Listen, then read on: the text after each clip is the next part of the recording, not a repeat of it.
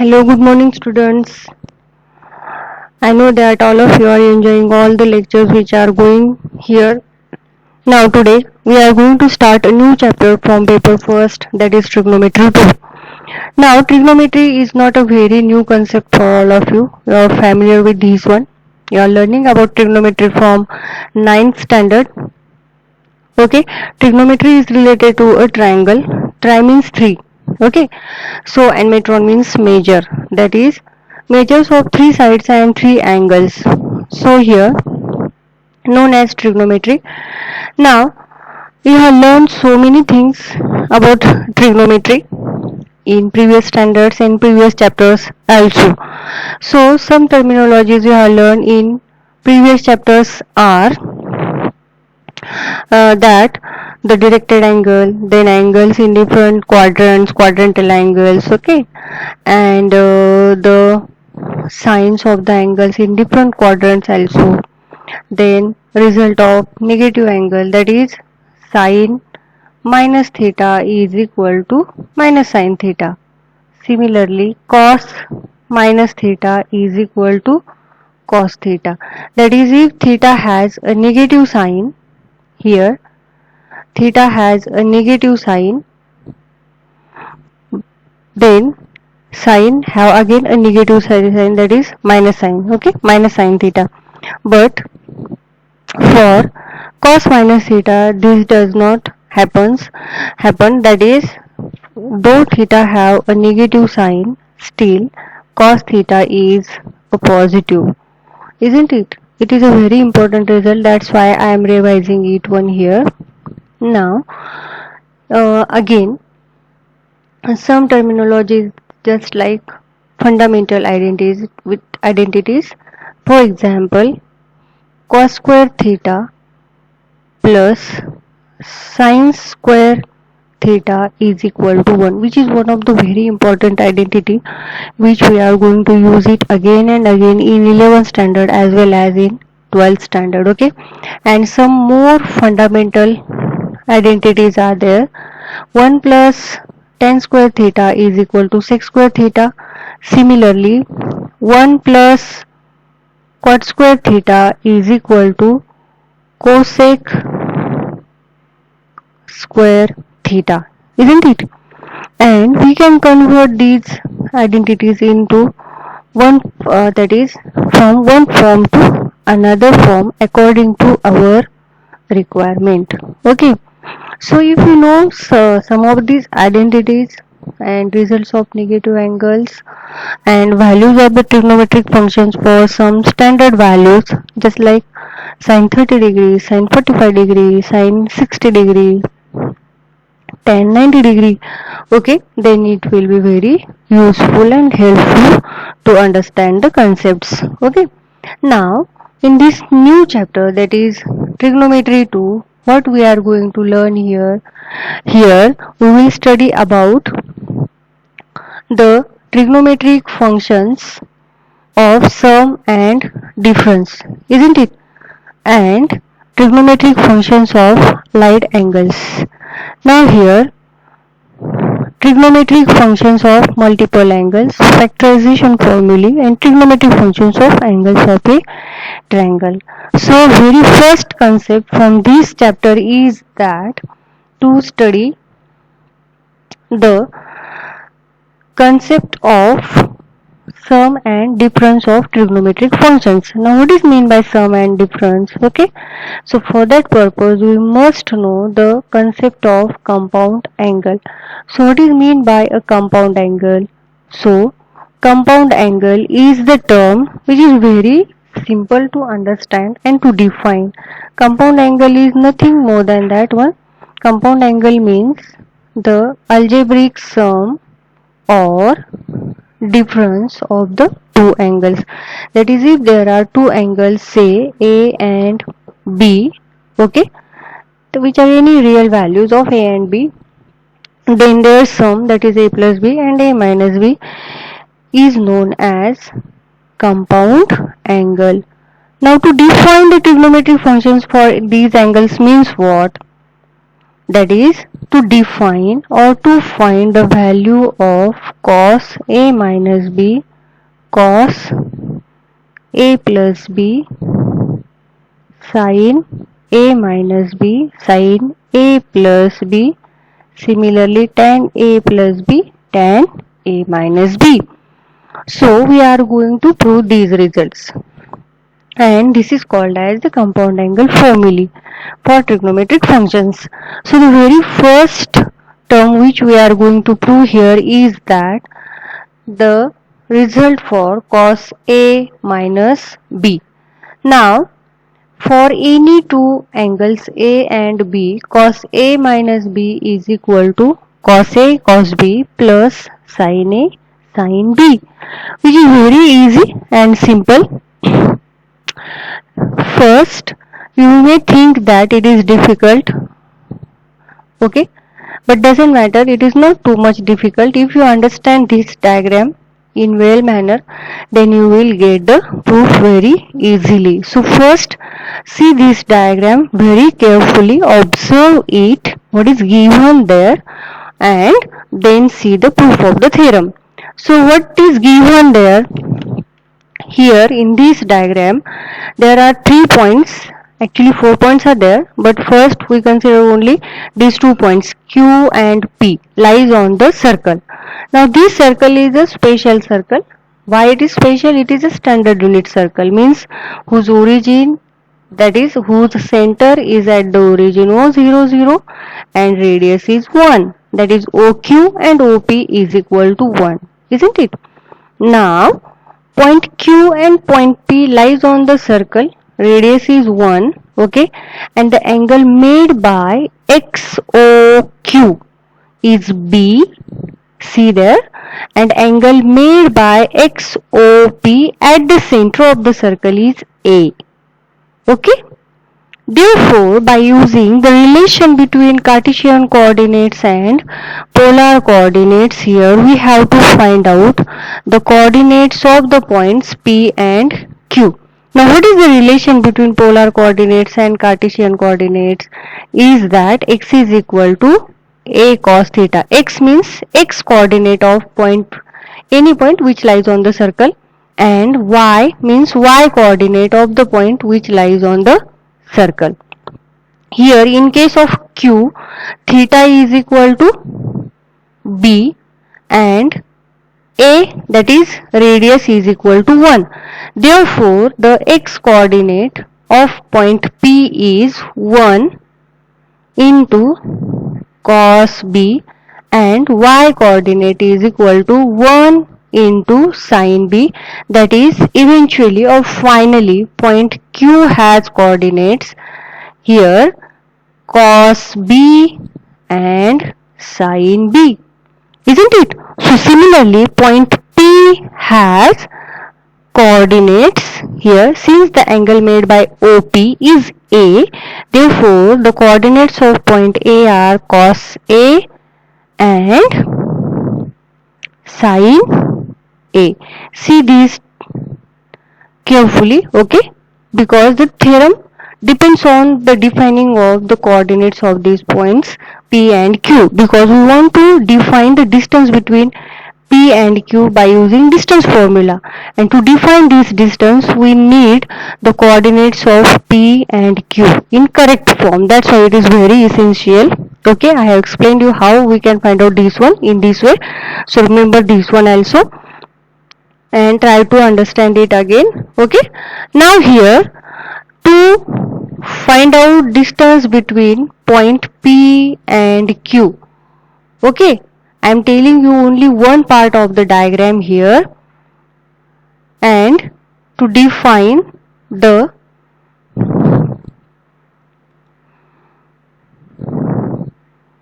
distance between point P and Q by using distance formula. Let us have here in book it is given with the square root form. You can directly take a square also, that is here you can directly use in this way also, that is length PQ or distance PQ is equal to x2 minus x1, that is cos A minus cos B bracket square plus sin A minus sin B bracket square, isn't it?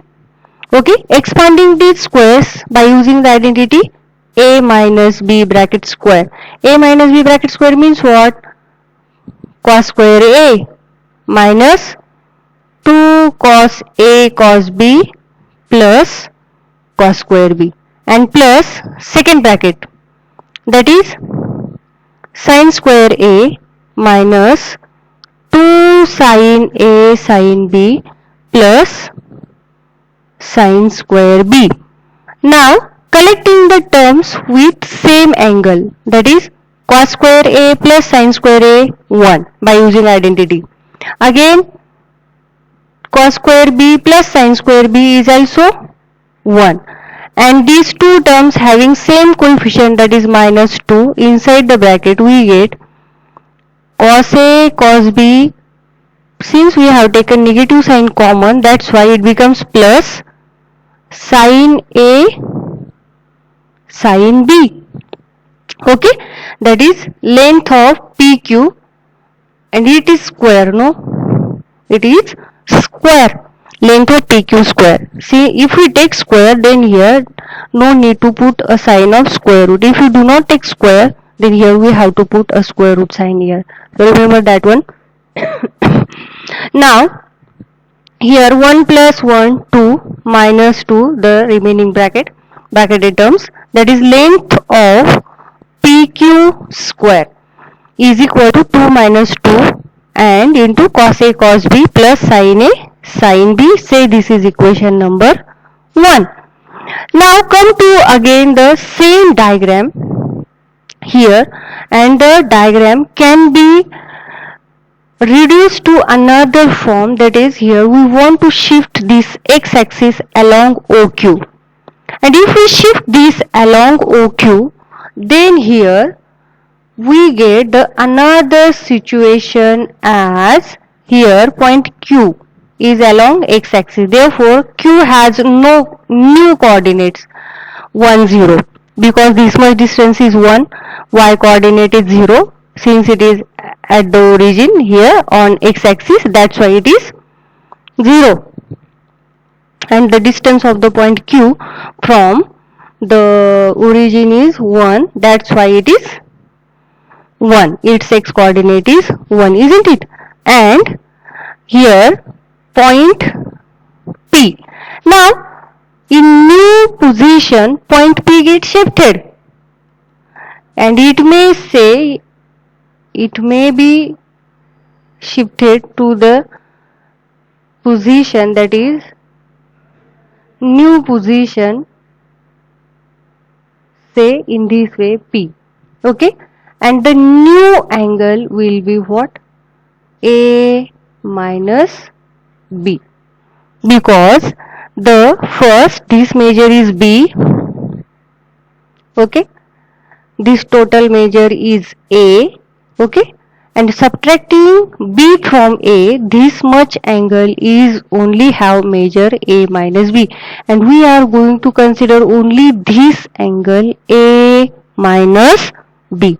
Look at here, A minus B, but I am taking or explaining you in the new way with new diagram, because we are shifting the x-axis here to the chord OQ. Okay, this is y-axis, this is OP, and the angle is A minus B. Therefore, the coordinates of the point P in the new diagram are radius is 1, cos A minus B, and sin A minus B. Okay, if you get this one, no, then proof becomes so easy, because the remaining are nothing but the numerical calculations are there. You can do it easily. मुलांनो, हे सगळं तुम्हाला इतकं सोपं आहे, फक्त तुम्हाला हे माहित पाहिजे की कार्टेशियन कोऑर्डिनेट्स आणि पोलार कोऑर्डिनेट्स मधलं रिलेशन. एक्स वाय ला म्हणतात कार्टेशियन कोऑर्डिनेट आणि आर आणि थीटाला म्हणतात पोलार कोऑर्डिनेट्स. ठीक आहे ना, जे तुम्ही खूप वेळा डिफाईन करून झाले. x is equal to r cos theta आणि y is equal to r sine theta. इथे r आहे 1 आणि थिटा आहे a minus b a minus b. ठीक आहे, आणि q साठी थिटा आहे 0 म्हणून साइन कॉस 0 झालं 1 आणि साइन 0 झालेलं आहे 0. ठीक आहे, या पद्धतीने क्यू चे कोऑर्डिनेट्स तुम्हाला मिळालेले आहेत. आता ही जी नवीन डायग्राम आपल्याला मिळालेली आहे, या डायग्राम मध्ये पुन्हा आपल्याला डिस्टन्स PQ फाइंड आउट करायचं आहे आणि ते जे डिस्टन्स PQ आहे त्याला आपण लेंथ PQ असं देखील म्हणतो. ती पुन्हा मला कशी डिफाईन करता येईल, x2 minus x1 x2 minus x1 काय आहे माझा 1 ब्रॅकेट स्क्वेअर आणि plus y2 minus y1. y2 म्हणजे काय, साइन a मायनस बी आणि y1 म्हणजे 0. हे मी सॉल्व केलं तर मला काय भेटेल बाळांनो, cos square a minus b minus 2ab. 2ab म्हणजे काय, 1 into cos a minus b, म्हणजे फक्तच काय भेटेल मला, कॉस a मायनस बी आणि प्लस बी स्क्वेअर म्हणजे 1 स्क्वेअर म्हणजे जो की 1. आणि इकडे साइन a मायनस बी 0 म्हणजे काय, साइन a मायनस बी फक्त आणि त्याचा स्क्वेअर. मग त्याचा स्क्वेअर काय मिळाला मला इथे, sine square a minus b. Okay, therefore here sin square a minus b. Again here in the same way, collecting these two terms, sin square a minus b, cos square a minus b is equal to 1 by using fundamental identity, plus this one. Do you know this one?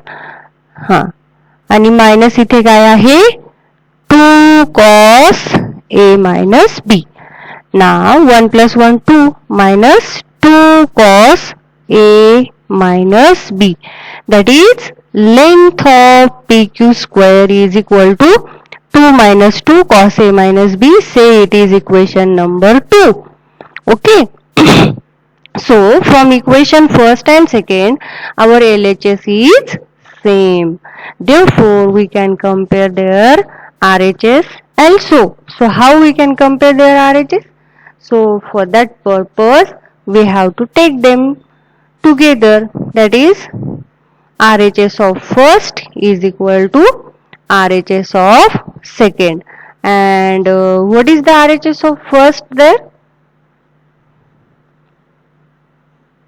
And RHS of second, you can see at the side of this page also, there is also given that RHS of both the one.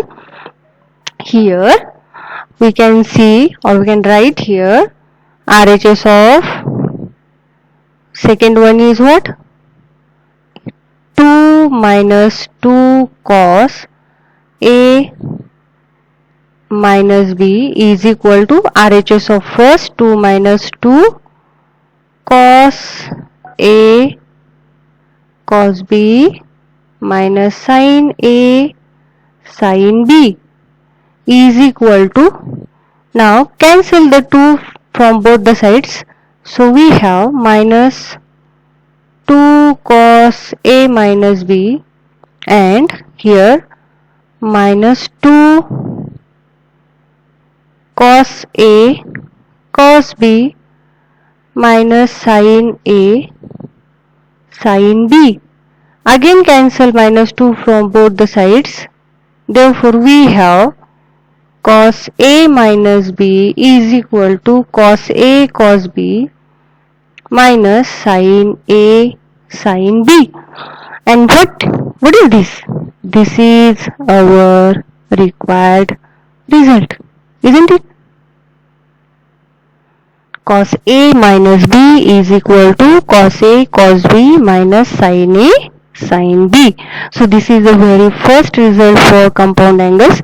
By using this result as a fundamental or basic result, we can prove prove or obtain the remaining results also for cos A plus B, sin A minus B, sin A plus B, and similarly. Okay, so again we can repeat this one here. What is mean by a compound angle? Compound angle is nothing but the algebraic sum or difference of the two angles A and B, and the trigonometric functions defined for these compound angles is known as compound angle formulae or factorization formulae. Remember this one. So here, if you get this one, then you can understand the remaining results in very well way.